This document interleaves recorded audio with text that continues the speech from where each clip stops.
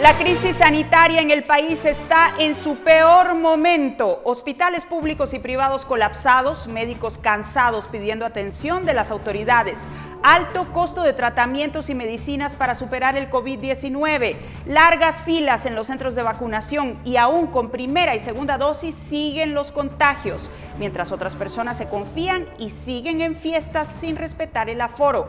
Esto es lo que vivimos hoy en el país. Así están las cosas. Le tengo más detalles en esta emisión.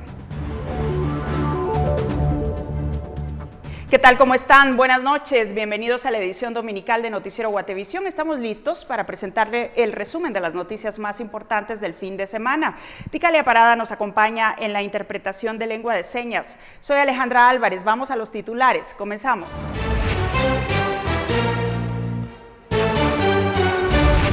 Hoy entró en vigencia el estado de calamidad pública que, entre otras cosas, limita la locomoción entre las 10 de la noche y 4 de la mañana. Salubristas dicen que la medida no es suficiente.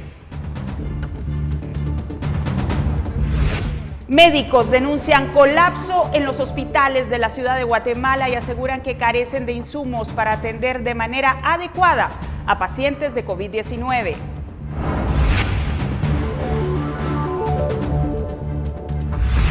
Cientos de personas siguen llegando a los centros de vacunación para recibir la primera y segunda dosis de la vacuna contra el COVID-19, mientras se siguen reportando contagios en personas ya vacunadas. ¿Y sabe los peligros a los que se exponen sus hijos en Internet? En perspectiva, hablamos de la importancia de la supervisión parental.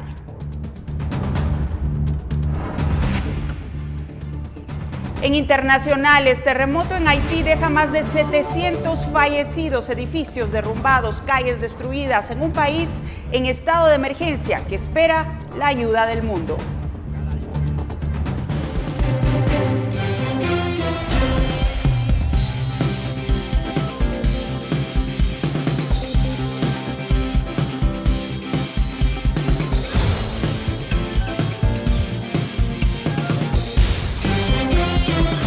Vamos al detalle de las noticias. Les cuento que los médicos del Hospital General San Juan de Dios se encuentran preocupados debido al repunte de casos de COVID-19 que hay en el centro asistencial y piden que se fortalezcan medidas para la población, pues las que entraron en vigencia hoy no son suficientes para la crisis que se está viviendo.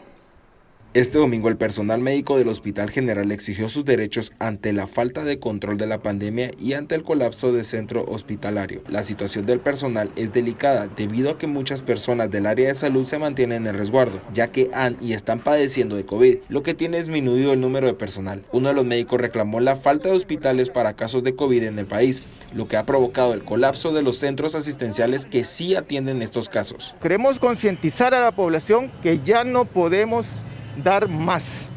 Tenemos prácticamente como el 40% de nuestros colegas en resguardo porque sufren múltiples patologías también. Nosotros somos padres de familia, tenemos nuestras familias y también debemos cuidar por ellas. El cierre de la emergencia de 48 horas solucionó la situación únicamente esos días. Luego los casos fueron aumentando hasta quedar sin espacio para las emergencias y casos de COVID. Es lamentable como vemos fiestas de ricos y fiestas de pobres en la que ninguno toma conciencia de lo que está pasando y después acuden al hospital o a los centros de salud, porque este no es un problema solo del hospital, es de todo el país. Además, personal de limpieza del Hospital San Vicente también exigieron sus derechos, debido a la falta de equipo adecuado para poder laborar en el centro asistencial y la falta de apoyo que reciben para la atención de pacientes positivos de coronavirus. Estamos aquí sin protección. Los compañeros nos estamos contaminando, los de la limpieza, porque nosotros no tenemos batas, no tenemos zapatones, no tenemos gorras, no tenemos lentes para trabajar. Y ahorita vino un compañero grave de COVID, no lo quisieron recibir porque nosotros somos de limpieza. Los médicos piden que se aumenten las medidas de restricciones en el país, ya que un toque de queda de 10 de la noche a 4 de la mañana no será la solución ante el repunte de casos. Con imágenes de Eric Ávila, reportó para Noticiero Guatevisión, Fernando Cabrera. Bueno, y esto está sucediendo también en el interior de la República. Resulta que el espacio asignado para pacientes COVID-19 en adultos y recién nacidos ha llegado a su límite en el Hospital Regional de Zacapa. El centro asistencial no recibe a pacientes de otros departamentos y algunos médicos se han contagiado del virus. El Hospital Regional de Zacapa está por llegar al límite de ocupación.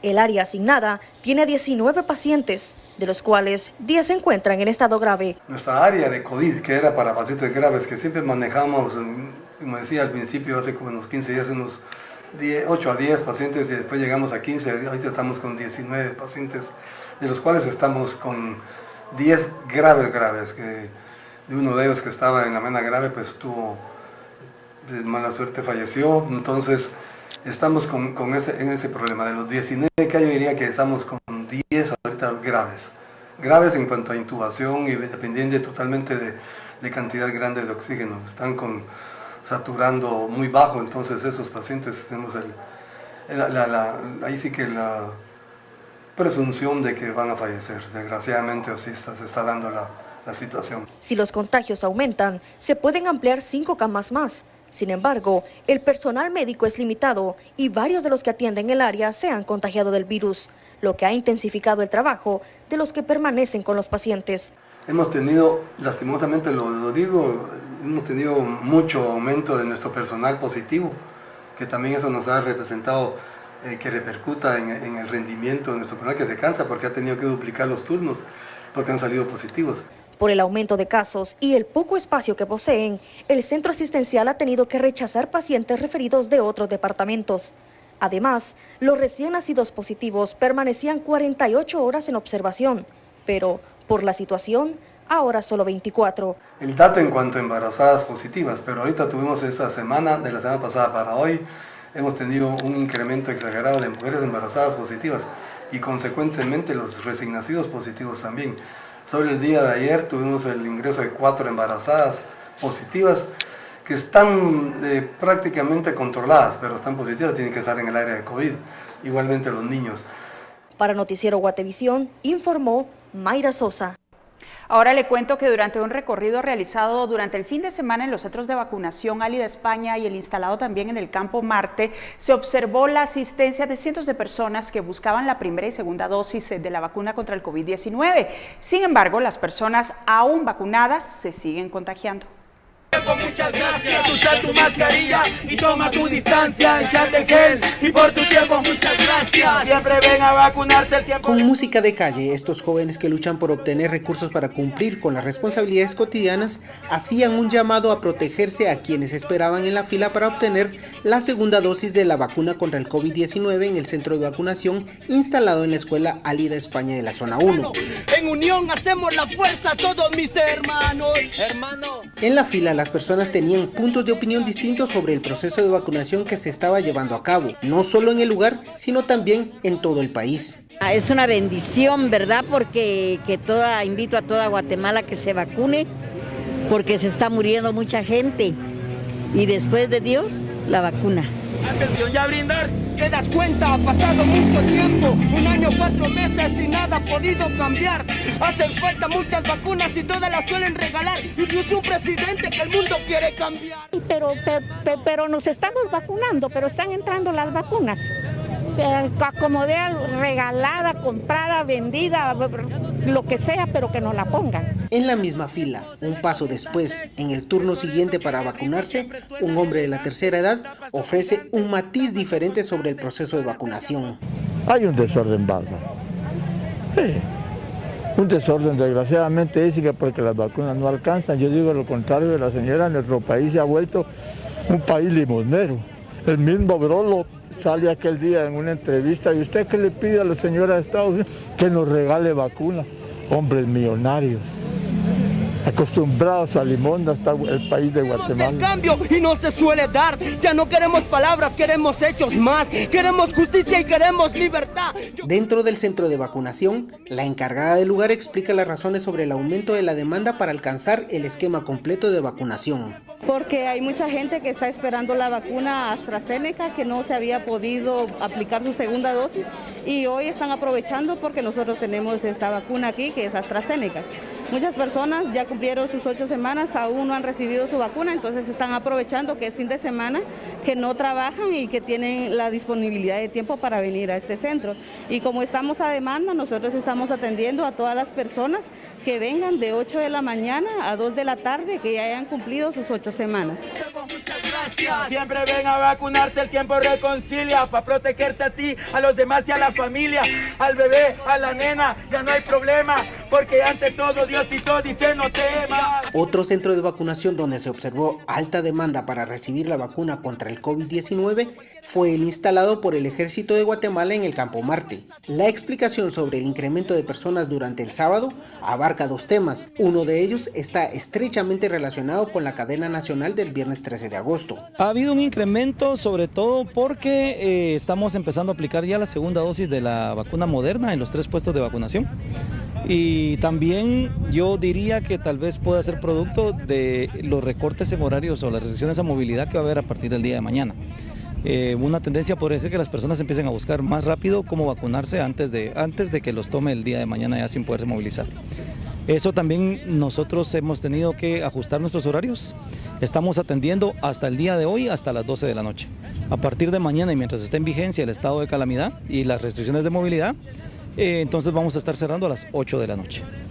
Hermano, simplemente para es mejor. No me dieron bono familia, no tenía contador. No tenía contador, pero tengo amor en mi corazón. Es que quiero el cambio y esa es mi ilusión. Lo que quiero es que mi familia tenga su alimentación y que un presidente tanto ya no nos mate con su corrupción. Queremos el cambio y no se suele dar. Ya no queremos... Los entrevistados también señalaron que los efectos ocasionados por la pandemia del COVID-19 son compartidos entre la mala administración estatal y la población que no atiende los protocolos sanitarios. Es que no hacemos caso, señor. Si usted mira, hay mucha gente sin mascarilla, no entendemos. Que salen a comer a la calle, no tienen casa, pues ¿por qué comen en la calle? Entonces eso es lo que nos está dañando. Entonces tienen que tomar medidas para que no nos terminemos de arruinar. Pero nuestro pueblo es desordenado, desobediente. Si la gente se encerrara, aquí la gente no puede estar encerrada, no saben cuidarse. Y le hacen daño a la demás gente porque cuántos mandan infectados ahí. Y por tu tiempo muchas gracias, usa tu mascarilla y toma tu distancia, échate gel y por tu tiempo muchas gracias. Eric Ávila y Lot Álvarez, Noticiero Guatevisión. No somos los mejores, pero qué rico es... Estamos de regreso con más noticias. Les cuento que el paso a desnivel Cuchilla-San Antonio fue inaugurado este domingo por autoridades de la Municipalidad de Guatemala. Se espera que la construcción haga más fluido el tránsito de al menos 90,000 vehículos que circulan diariamente por la zona. También impactará la movilidad de las zonas 1, 6, 17, 18, 24 y 25 en la ciudad de Guatemala, por supuesto, y ayudará a reducir el tráfico desde y hacia el nororiente del país. Ha sido complementado con 1.250 metros cuadrados de aceras para incrementar la seguridad vial del peatón, 320 metros cuadrados de remodelación de espacio público, siembra de 73 árboles y más de 1.500 metros lineales de nuevos colectores. A ver qué pasa entonces con el tránsito en ese sector. Este paso a desnivel es el número 9 que se ha construido en la pandemia. Es parte de un conjunto, de un esfuerzo simultáneo de infraestructura en la ciudad. Es un plan que tiene como respuesta a una demanda de poder hacer esta ciudad más activa, agilizar el tránsito y el tráfico vehicular. Es un sistema de viaductos en la ciudad de Guatemala. En la pandemia y los 9 pasos a desnivel, incluyendo este, están situados 2, 3 en el sur. Tenemos 4 en el cinturón central, 2 en este extremo norte. Bueno, y como ustedes saben, hoy es un 15 de agosto diferente y los comerciantes de feria forman parte de un grupo económico que se ha visto afectado directamente por la pandemia de COVID-19. A la fecha llevan año y medio sin poder trabajar y aunque han seguido los lineamientos para poder funcionar, las recientes medidas tomadas por el Ejecutivo han vuelto a ocasionarles pérdidas en sus negocios. En lo que va de la pandemia, han dejado de trabajar en muchas celebraciones culturales, entre ellas la celebrada este domingo en honor a la Virgen de la Asunción. lo que les ha ocasionado pérdidas no solo por no realizarlas, sino que las recientes medidas tomadas en el Ejecutivo dejan procesos a medias en otras celebraciones cercanas o que estaban en desarrollo. Pero ante esta situación, así como ahorita le pongo un ejemplo, ya teníamos casi arreglado Santa Marta y Cerro del Carmen, pero por esta situación ahorita todo se nos va a estancar nuevamente, todo. Hay compañeros afuera de aquí de la capital a nivel interior que ya unos iban a comenzar a funcionar hoy.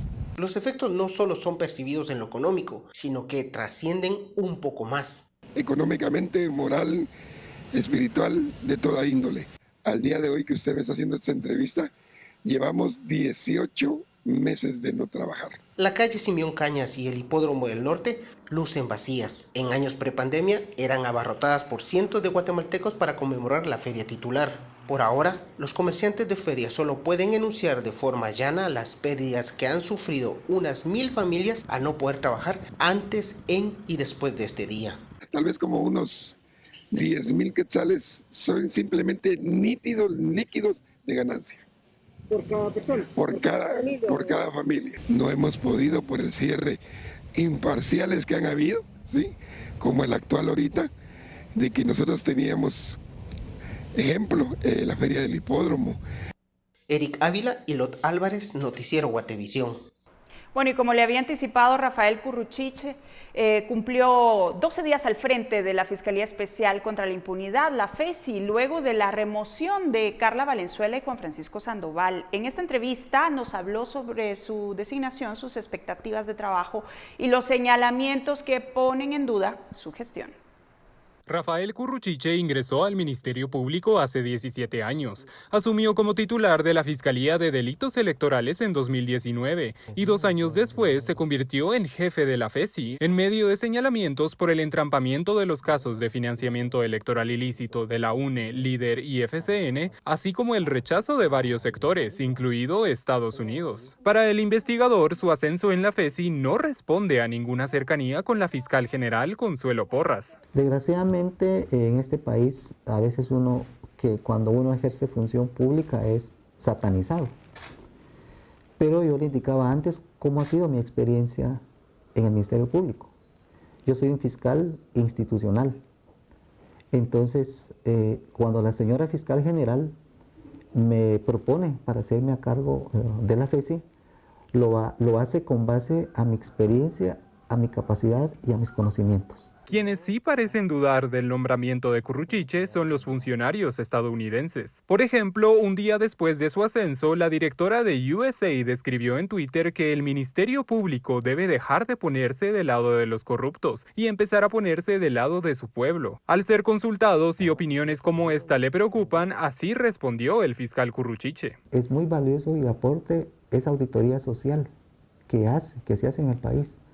Entonces, yo lo único que le puedo decir, de que creo que el tiempo va a demostrar, con base a mis hechos, el trabajo que se ha hecho acá. Como le digo, el fiscal ya había sido criticado cuando investigaba delitos electorales. Por ejemplo, en el caso del financiamiento ilícito del partido FCN Nación, no logró pedir la captura del expresidente Jimmy Morales. La causa la atribuye al Congreso, que rechazó en 2 ocasiones quitarle la inmunidad al expresidente. Con el expresidente Jimmy Morales, no es de que yo lo haya beneficiado o que yo tenga una intención de parar esa investigación. No, el proceso quedó en el Congreso de la República. Entonces, básicamente eso es lo que yo le podría comentar. En ese mismo proceso de FCN, el fiscal Curruchiche se ganó una denuncia por la jueza Erika Aifán, quien lo señaló de abuso de autoridad por pedir una medida desjudicializadora para 5 empresarios también involucrados en el caso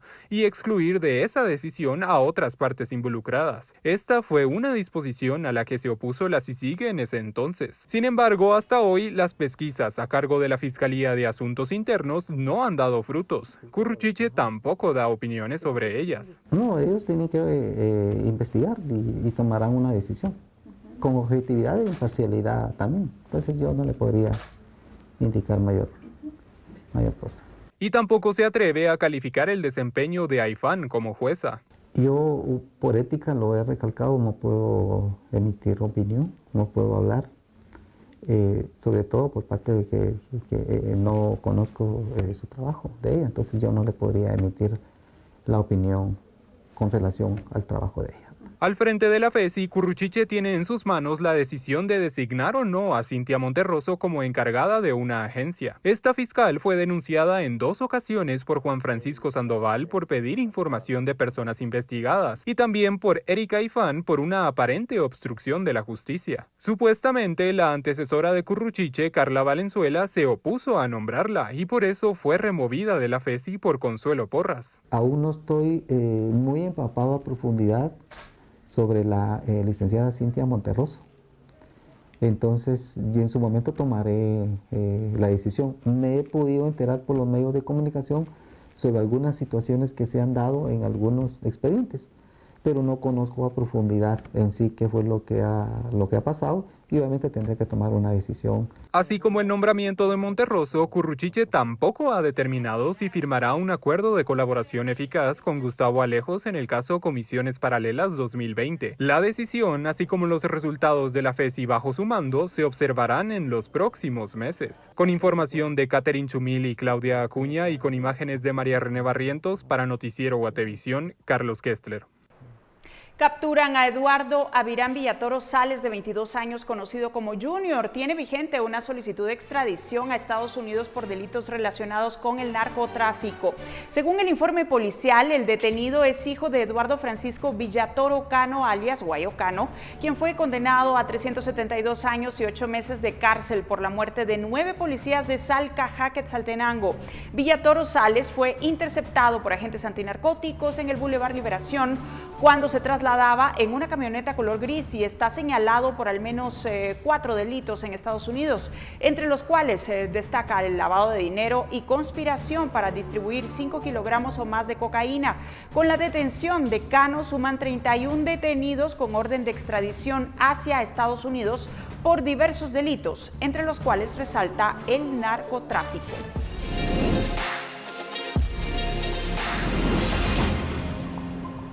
¿Cómo tener un monitoreo adecuado de lo que los niños y adolescentes consumen en Internet? Es importante saber que hay varios riesgos, contenidos que parecen una cosa y son otra, y que ponen en riesgo la seguridad familiar.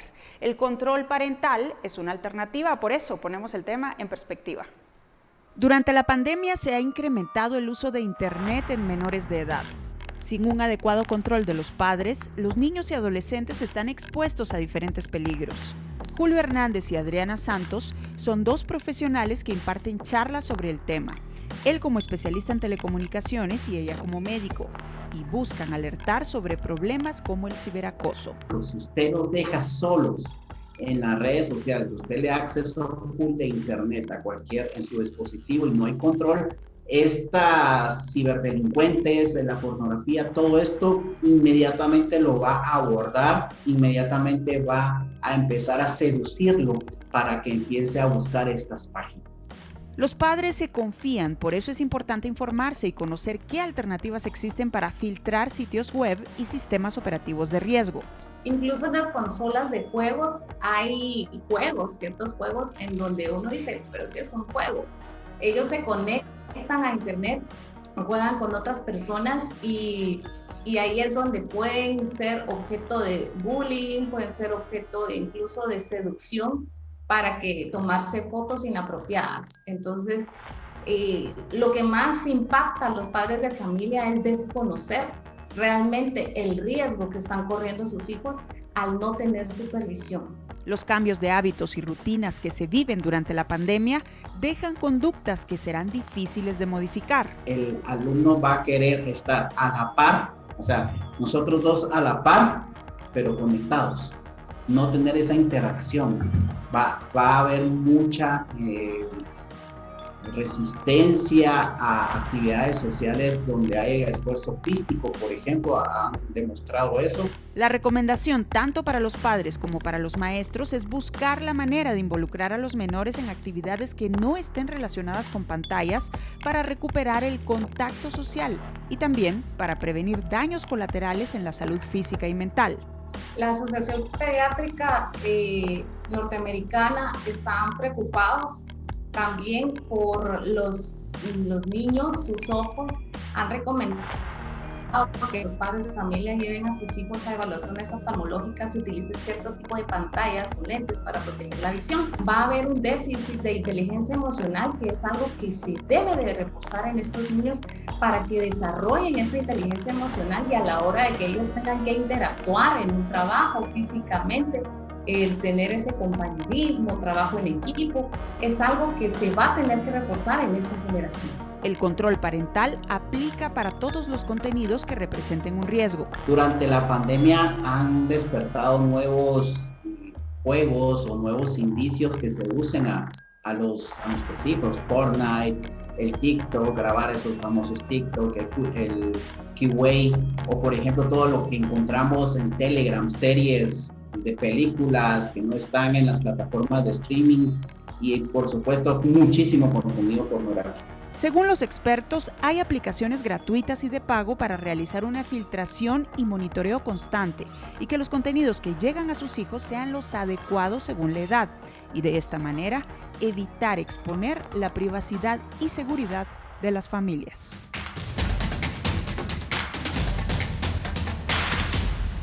Este fin de semana se registró un terremoto de 7,2 grados en Haití. El país caribeño se vio sacudido el sábado por un sismo que deja hasta el momento más de 724 muertos y edificios derrumbados, pero el recuento de los daños está avanzando en cada momento, por lo que los datos cambian. El movimiento telúrico tuvo su epicentro a unos 160 kilómetros de Puerto Príncipe.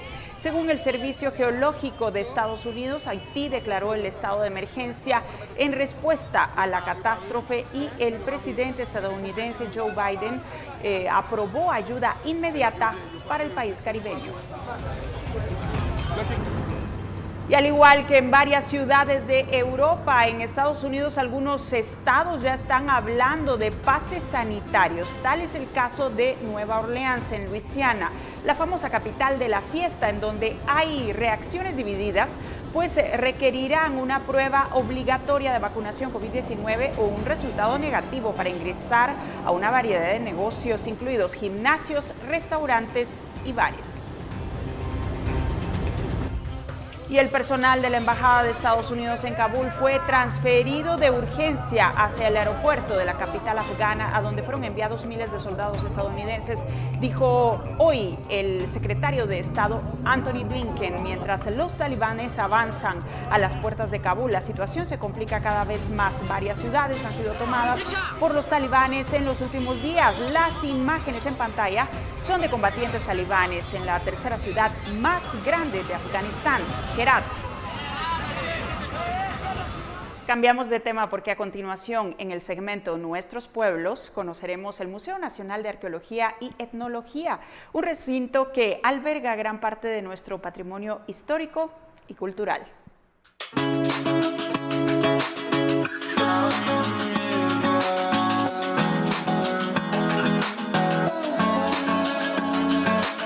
Ubicado en la finca Aurora, en la zona 13 de la capital, el Museo Nacional de Arqueología y Etnología MUNAE cuenta con una colección arqueológica extensa en la que figuran más de 35.000 piezas arqueológicas mayas, como estelas, altares y objetos de diversos materiales, todo representativo de nuestros 3.000 años de historia.